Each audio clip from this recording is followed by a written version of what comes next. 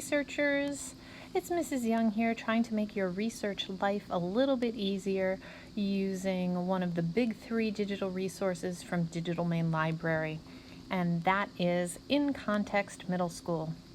So I don't see Digital Maine Library here on my screen, so I'm going to put my finger in the middle of my screen and flick down to get the search bar and start typing Digital Maine. Then I'm going to open it up. So using sources from Digital Maine is a great idea because they are vetted, which means they're checked by experts. They will also cite themselves for you. You can have them read to you, emailed to you, you can save them in your Google Drive. It's a huge time saver. But the best of all, you know it's good, authoritative information. So today we're going to be looking at the database In Context Middle School to try to get a good selection of videos, newspapers, journals, journal articles, images, and biographies to help you with your project.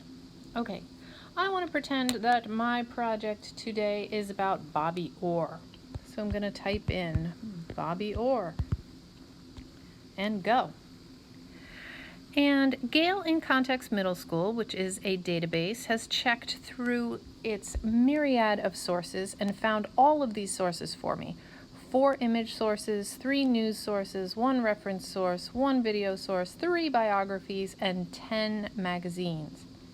I can tell what the reading level is because it tells me the Lexile, and it also gives me a number of dots.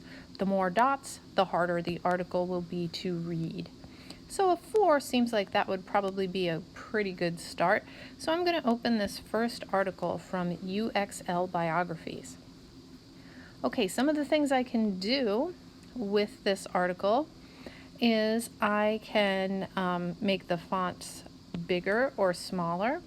I can change the background, or I can have it read to me by hitting that speaker.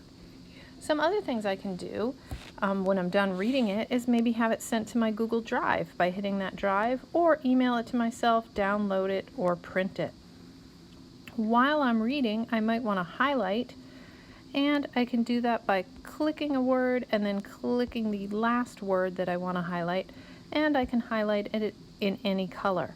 Once I'm done reading and highlighting, I will then send it to my drive by hitting this button, and it will be saved to my drive with all of the highlighting and any notes that I took in the little note box.